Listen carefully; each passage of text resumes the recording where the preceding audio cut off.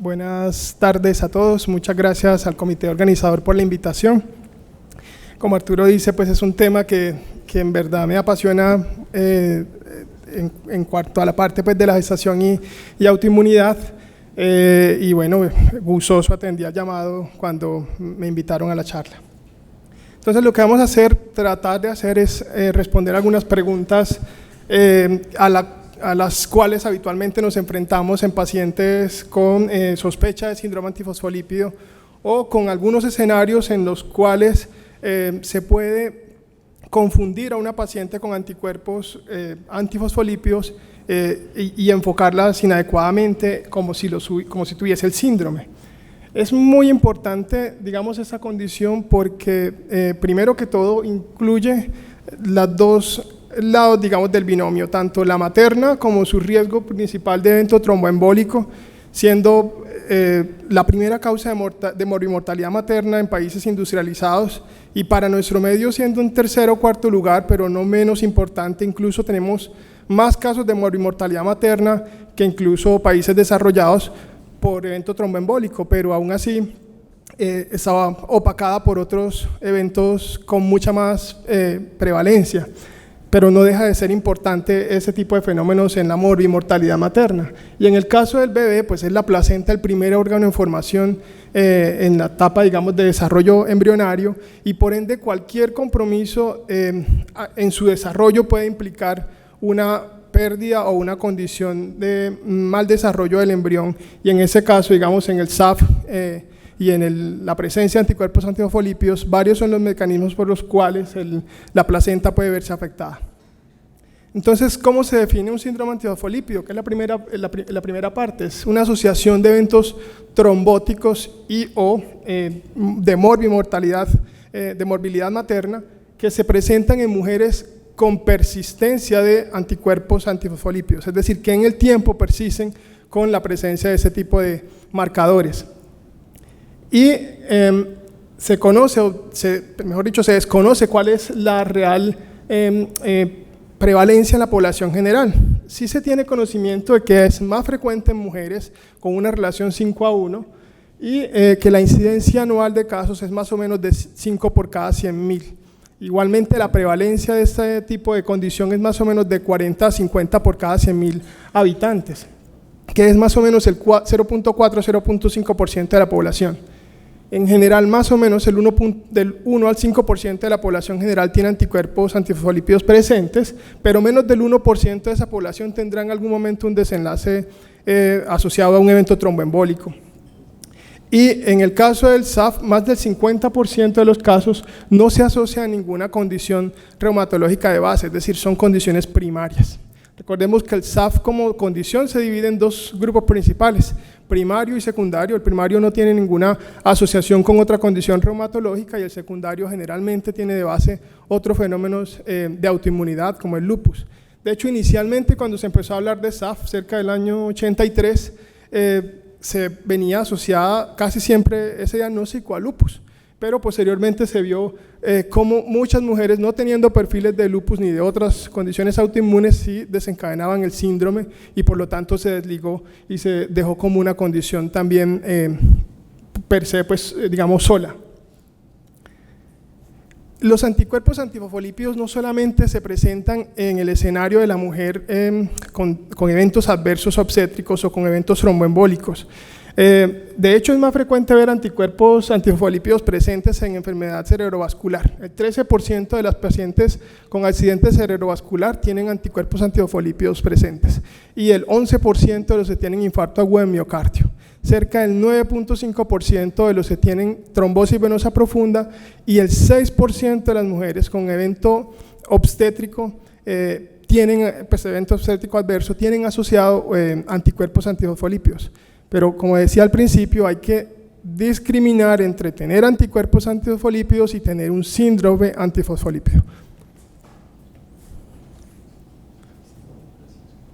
Hay diferentes escenarios y como mencionaba, el portador asintomático o es el tipo de paciente en el cual hay presencia de anticuerpos pero no tiene ninguna manifestación conocida de evento trombótico ni de evento obstétrico adverso. Ese grupo de pacientes algunas veces son tamizadas por algún tipo de condición o sospecha de enfermedad autoinmune y presentan un marcador de autoinmunidad como puede ser unos anticuerpos antifosfolípidos. Ese tipo de pacientes se consideran portadores, pero no se clasifican como pacientes con síndrome antifosfolípido. El otro grupo son las pacientes conocidas como SAF clásico, que son aquellas que tienen algún evento tromboembólico presente, bien sea venoso o arterial.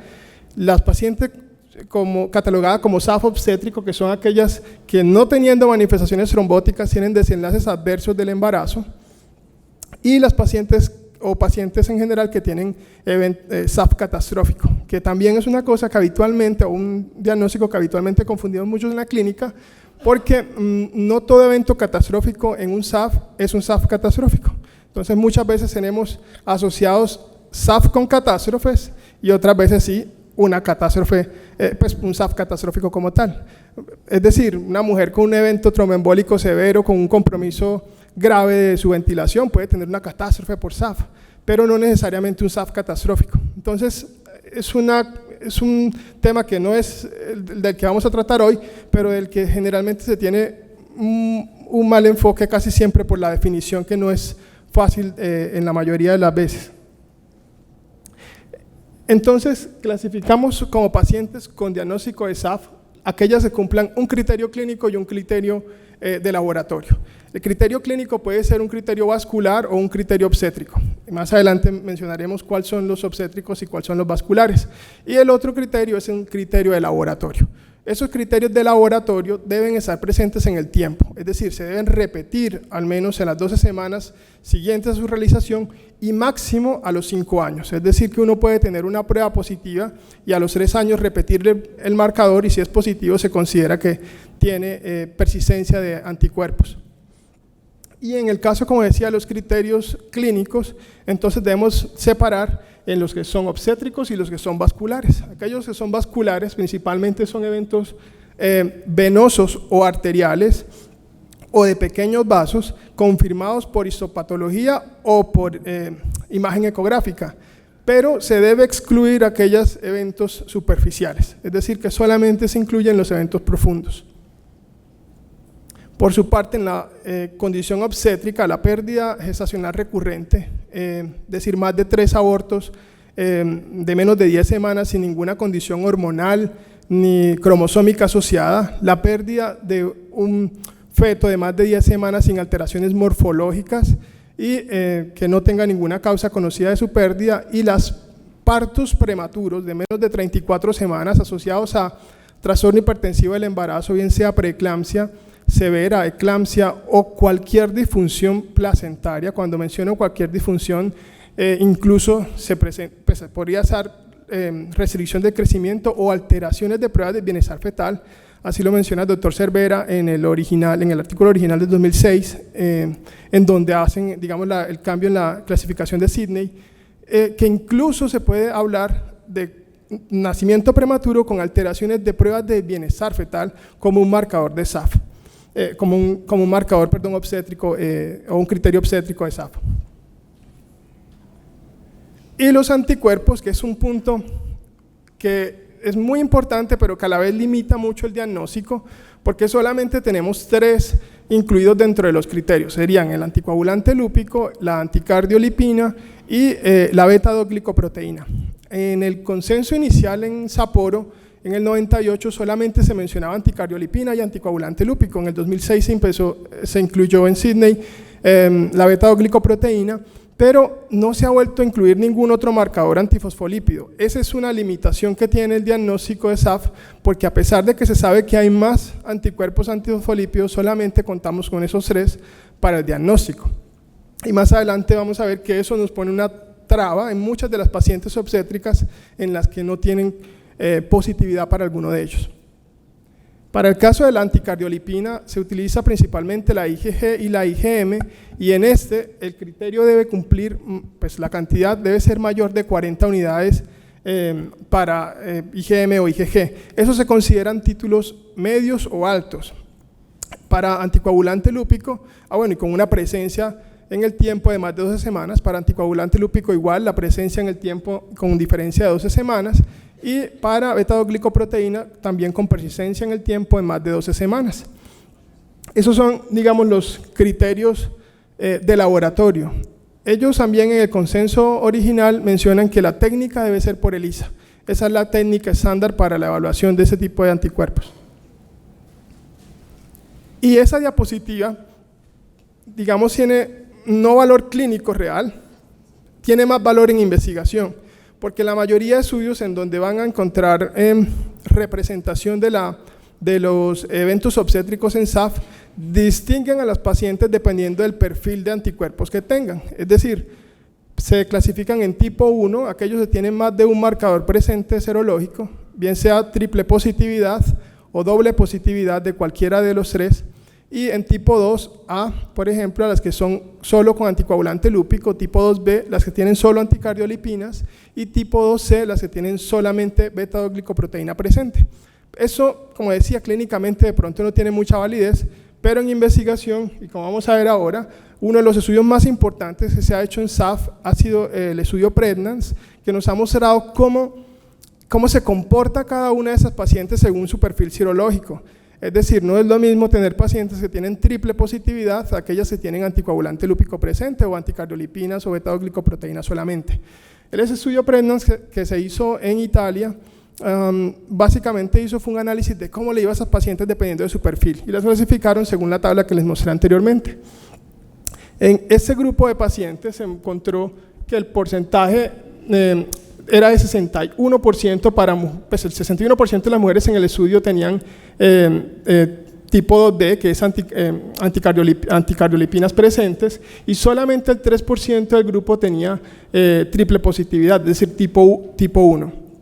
Eso llamó la atención en cuanto a los resultados de cada uno de los grupos, porque aquel grupo de triple positividad y de doble positividad, es decir, de tipo 1, fueron los que peor desenlace obstétrico tuvo.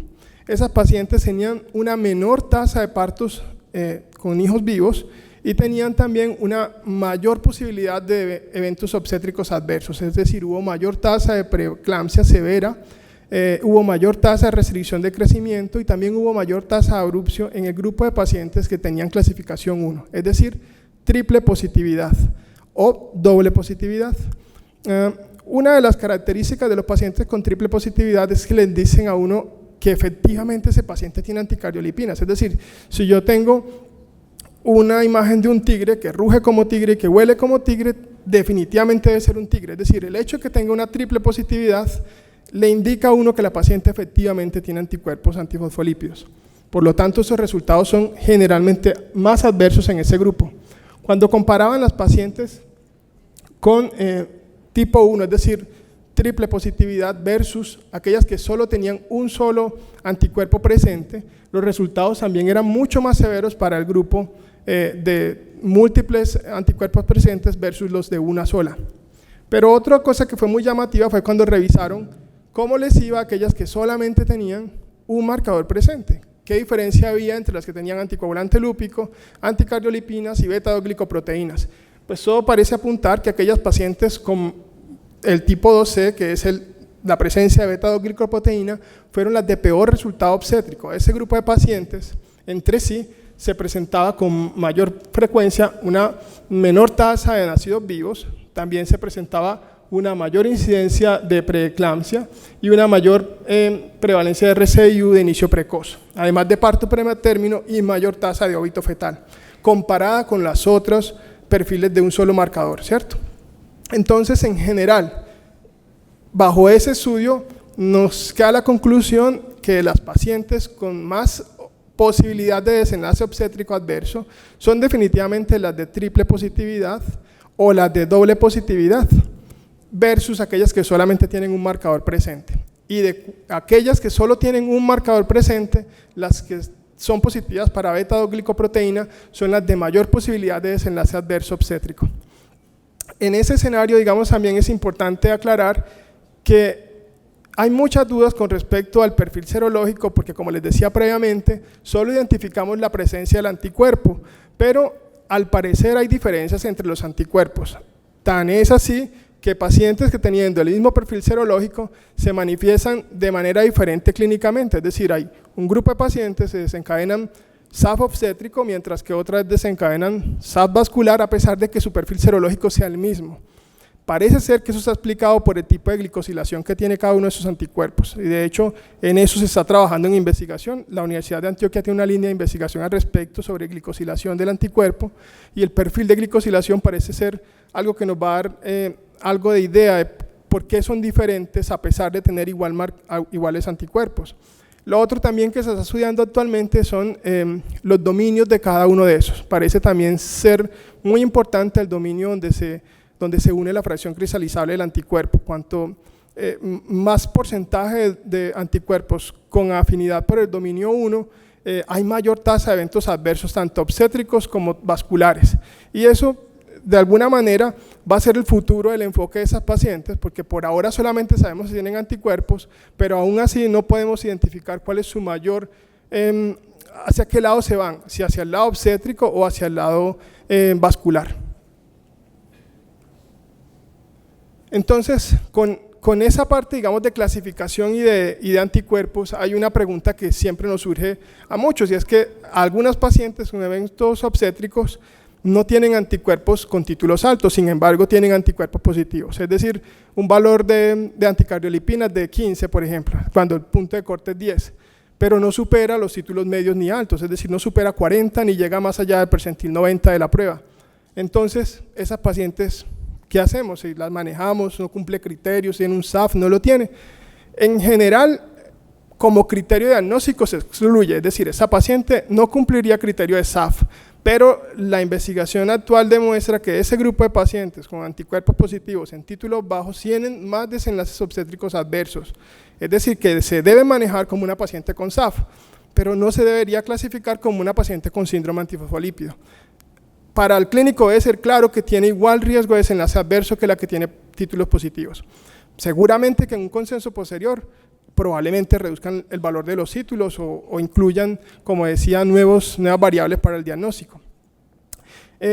Y lo otro también que se sabe es que a pesar de que tienen, digamos, mayor riesgo para evento adverso obstétrico, no así sucede con el evento vascular, es decir, que la posibilidad de que ese grupo de pacientes se tienen anticuerpos presentes de bajos títulos hagan un evento trombótico es más bien bajo, pero sí es más alta la posibilidad de un evento obstétrico adverso.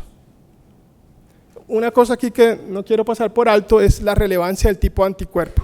Parece ser que es más grave tener títulos bajos con isotipos IgG que con isotipos IgM, porque con eso se ha visto mayor incidencia de eventos adversos obstétricos que con los que son de tipo IgM. ¿Y a quién entonces le solicitamos un perfil de autoinmunidad y en ese caso de SAF? ¿Cuáles son las pacientes que se benefician de solicitar esa prueba? Principalmente mujeres que tienen evento tromboembólico previo, bien sea arterial o venoso, que no tiene causa conocida y que no ha sido estudiado. Aquellas pacientes que desencadenan un evento tromboembólico durante la gestación, aquellas que tienen una historia de muerte fetal, de óbito fetal, y aquellas que tienen más de 3 pérdidas gestacionales recurrentes. Aquí hay, pues no están aquellas que habitualmente les pedimos el perfil, que son las que tienen restricción temprana o las que tienen preeclampsia de aparición temprana, que son la mayoría de pacientes a las cuales se les pide anticuerpos para SAF. ¿Por qué? Porque, por ejemplo, para el Colegio Americano de Ginecología y Obstetricia no hay suficiente evidencia que diga que estudiar a esas pacientes le genere un beneficio al embarazo. Si el resultado del SAF es positivo, la terapia no va a tener ningún beneficio. Entonces, hacer el estudio durante el embarazo de una paciente con una preeclampsia de aparición temprana o con una restricción severa y precoz para SAF parece no tener un sustento en ese momento científico que avale su estudio, pero es una de las poblaciones a las que más se le solicita anticuerpos antifosfolípidos. Otro grupo de pacientes a las cuales le solicitan anticuerpos y que parece no tener justificación para hacerse ese examen son las que tienen anemia hemolítica, trombocitopenia autoinmune, amaurosis fugaz, lupus eritematoso sistémico y aquellas que tienen alguna prueba de serología para sífilis treponémica reactiva, falsamente reactiva. también son con mucha frecuencia las que se les solicita un perfil de SAF. Sin embargo, no hay ninguna evidencia que justifique su estudio. De hecho, ellos dicen que cuando se solicitan las pruebas y el resultado sale positivo, antes complica más el manejo y no tiene ningún beneficio para la paciente. Entonces, en general, no se recomienda hacer su estudio y solamente se debería limitar el estudio a los pacientes con evento tromboembólico previo o con muerte fetal y o más de 3 pérdidas obstétricas.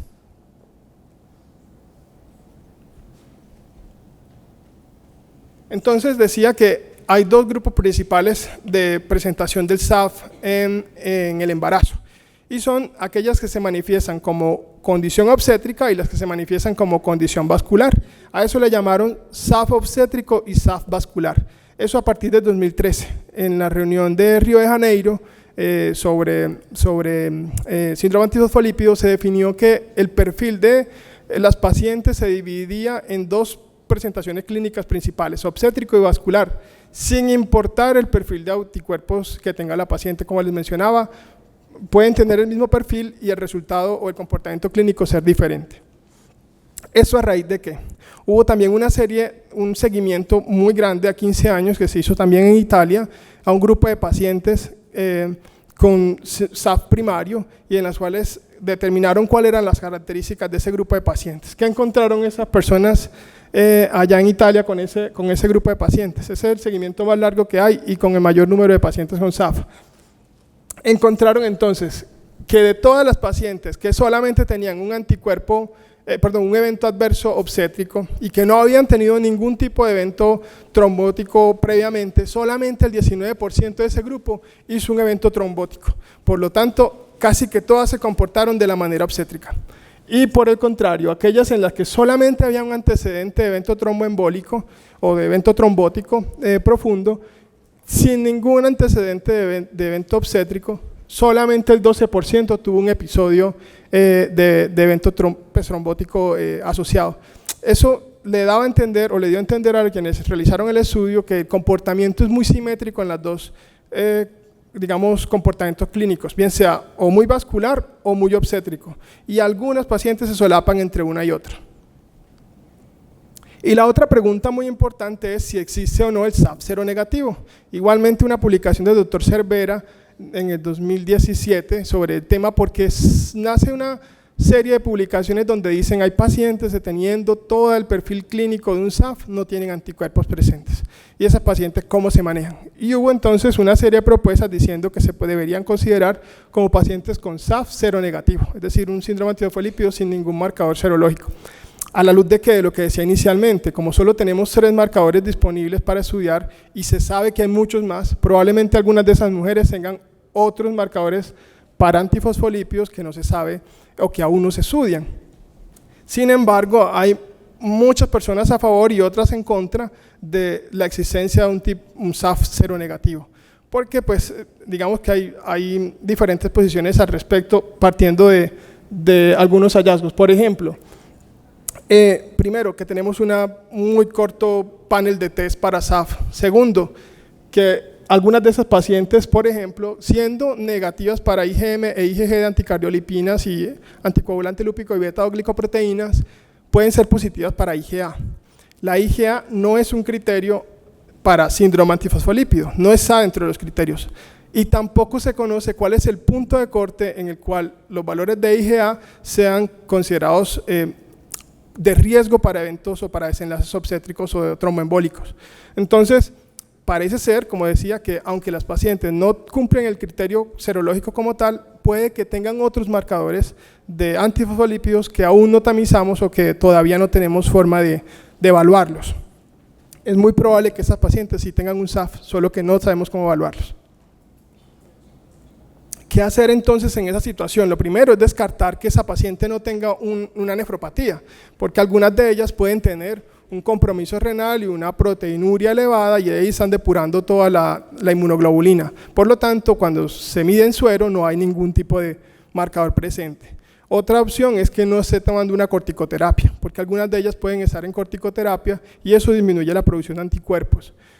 Otra opción es hacer los marcadores en suero sin plaquetas, eso es un ultrafiltrado, Una opción también que proponen es estudiar otros tipos de antifosfolípidos, la fosfatidilcerina. De hecho, hay algunos laboratorios que le hacen un panel de antifosfolípidos diferentes, que también podría ser una opción.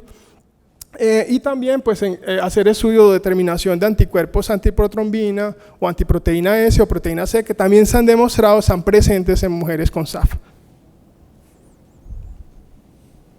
Entonces, dentro de la fisiopatogenia de estos dos grupos, como les mencionaba, hay unos más trombóticos y unos más obstétricos. En el grupo de pacientes que tienen compromiso obstétrico, previamente se hablaba que todo fenómeno de evento adverso en el embarazo era asociado a trombosis de la placenta y todo se le recargaba en la fisiopatogenia a la trombosis. Sin embargo, cuando revisaron las placentas de niños, pues de mamás con pérdidas recurrentes que no tenían SAF, también encontraban trombosis. Por lo tanto, era un fenómeno muy frecuente en pacientes con y sin anticuerpos. Por lo tanto, dijeron, pues debe haber otro fenómeno asociado. Y encontraron también un aumento en el depósito de células inflamatorias en el grupo de pacientes con SAF. Y parece ser que es mucho más evidente un fenómeno inflamatorio en la paciente con síndrome antifosfolípido y evento obstétrico que un fenómeno trombótico, como pasa en la parte vascular. Sin embargo, en todo eso, básicamente lo que tenemos son dos hits, así como pasa también en otros fenómenos de reumatología. Ese es un fenómeno donde también hay dos hits.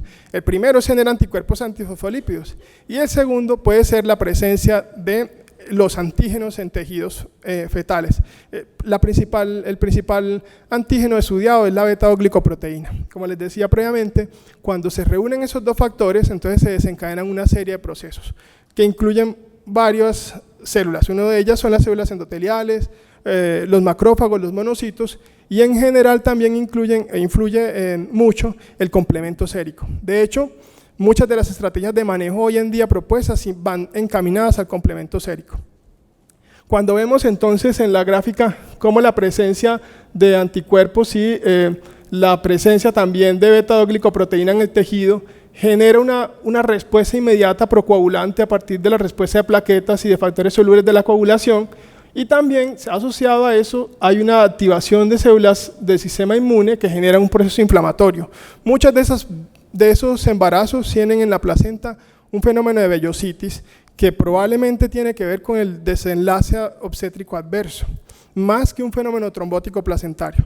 Entonces, en el SAF de origen obstétrico, más que todo vemos inflamación y en el caso de pacientes con compromiso vascular, principalmente fenómenos trombóticos.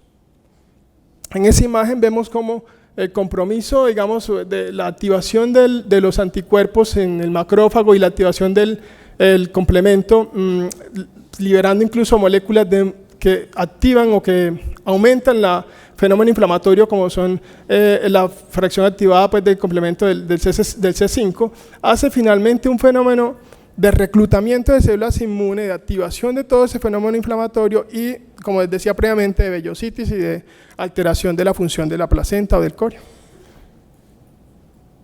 Y ese, digamos, es el algoritmo, como la secuencia asociada a lo que son fenómenos propiamente vasculares, que son diferentes mecanismos de daño, adhesión a anexina, lesión de la pared vascular, la formación de trombo en el sitio placentario, alteración de la suplencia vascular y eso a su vez restricción del crecimiento o muerte fetal. ¿Qué hacemos entonces con esas pacientes? Principalmente entonces la adecuada identificación preconcepcional de ese subgrupo de pacientes debería llevar a un manejo multidisciplinario, no solamente el enfoque por el obstetra, sino también tener un abordaje con otras especialidades como puede ser reumatología y hematología. Toda paciente que tenga un evento trombótico previo en los últimos 3 a 6 meses se le debería contraindicar la gestación, es decir, no se debería apoyar la búsqueda de embarazo en esos siguientes meses. Y lo otro es aquellas que tienen hipertensión pulmonar, como decía el doctor Jesús ahorita, un fenómeno altamente asociado a mortalidad materna, y también aquellas con fenómenos hipertensivos mal controlados. Hasta que no se solucionen en parte de esos tipos de fenómenos, no se debería impulsar la búsqueda de embarazo y se debería garantizar una adecuada planificación teniendo en cuenta los riesgos trombóticos de esas pacientes. Luego que ya la paciente sea candidata a un embarazo, entonces y se esté acompañando en ese proceso, se debe hacer claridad de que la posibilidad de tener un hijo vivo es del 75 al 80%, que es una posibilidad alta. En mujeres sin anticuerpos antifosfolípidos esa posibilidad es del 90 al 98%, pero aún así esta incluso posibilidad de embarazo exitoso puede ser mayor cuando combinamos o cuando hacemos la terapia combinada de aspirina y enoxaparina en las que tienen indicación. Hay mayor riesgo de complicaciones obstétricas y se debe aclarar a la paciente cuáles son esas y se debe indicar un abordaje multidisciplinario. El seguimiento debe ser mensual con vigilancia del crecimiento fetal, cifras tensionales y el crecimiento ponderal del binomio, la evaluación multidisciplinaria y el seguimiento ecográfico según las guías nacionales. Se debe indicar y se recomienda en esos pacientes una evaluación de las arterias uterinas en el segundo trimestre porque la presencia de notch bilateral es un alto predictor de restricción de crecimiento y de preeclampsia en ese grupo de pacientes y el Doppler seriado solamente se ha indicado en aquellas que tienen alteración del crecimiento. Entonces el manejo sugerido para ese grupo de pacientes depende del perfil que tengan. Si es una paciente solo portadora de anticuerpos pero sin ningún tipo de manifestación y títulos son significativos, debe ser un seguimiento por especialista en alto riesgo, se debe hacer un tamizaje para enfermedad vascular materna y se le debe indicar aspirina. En ese caso, pues aquí estamos con las guías antes de la aparición del ASPRE, entre 75 y 100 miligramos, si el perfil es de alto riesgo. Considerar, en ese grupo de pacientes no se indica enoxaparina de entrada, solamente se considera la opción de heparina de bajo peso molecular si existe algún pues, si tiene situaciones de riesgo y en ese caso con dosis de profilaxis. En pacientes con lupus y anticuerpos antifosfolípidos pero sin ningún evento trombótico ni eventos obstétricos previos se debe garantizar la hidroxicloroquina desde el inicio de la gestación y complementarlo con aspirina. El enfoque individual, pues digamos, de utilizar o no enoxaparina depende del tipo de perfil de anticuerpos. Como mencionaba previamente, hay mayor posibilidad de evento trombótico en el subgrupo de pacientes con anticoagulante lúpico positivo que en las que tienen beta-glicoproteína, por ejemplo. Y la hidroxicloroquina además ha demostrado no solamente ser efectiva para disminuir las posibilidades de flares en el embarazo por el lupus, sino que reduce la actividad de la activación del complemento y eso mejora los resultados obstétricos en ese grupo de pacientes. En pacientes con antecedente de pérdida temprana y embarazo y anticuerpos antifosfolípido positivo, la recomendación es aspirina y heparina bajo peso molecular con dosis profiláctica, en la que tiene SAF trombótico o tiene pérdida fetal tardía con preeclampsia y RCIU, a pesar de que se usó heparinas de bajo peso molecular a dosis profilácticas, se recomienda la aspirina, pero la heparina a dosis intermedia o a dosis terapéutica. Y en aquellas pacientes postparto se debería mantener el tratamiento que se utilizó en el embarazo hasta por 6 a 12 semanas y en caso de no haber requerido ningún tipo de manejo anticoagulante, la profilaxis trombótica se debe guiar si tiene más factores de riesgo.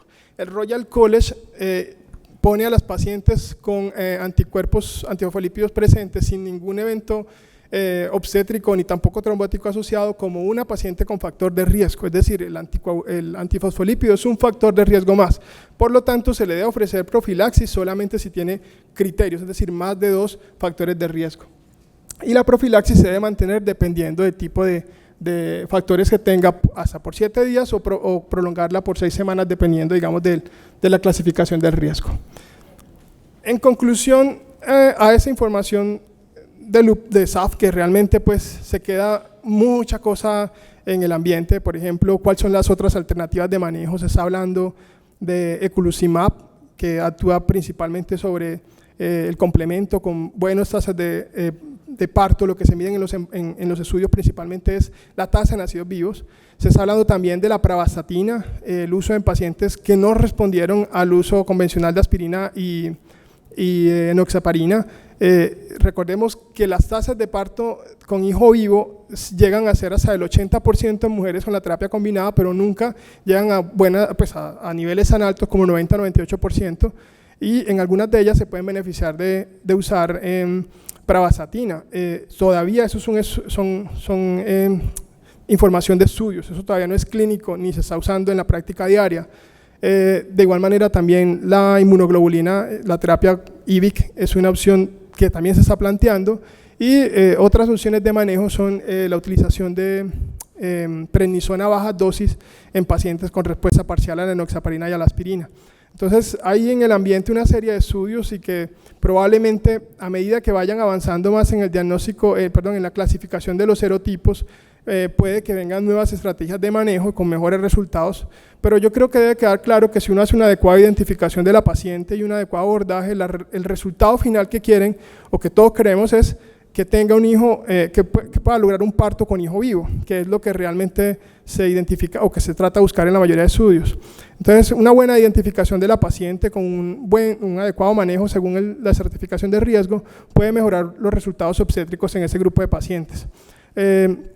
Lo otro, pues, como decía, hay que estar atentos a lo que viene en el tema. Muy seguramente va a haber cambios en la clasificación, ampliando un poco más los criterios de diagnóstico y en las pautas de manejo también seguramente se pueden venir cambios en los siguientes años. Por ahora yo creo que aún sigue siendo un diagnóstico de difícil manejo para muchos porque requiere, digamos, otros especialistas al lado y no siempre se cuenta con en todas las áreas con la posibilidad de reumatología y hematología, pero en la medida de lo posible, con un buen abordaje y un buen seguimiento, pues como les decía, mejorar los resultados es posible. Eso era lo que tenía pues para traerles el día de hoy. Muchas gracias.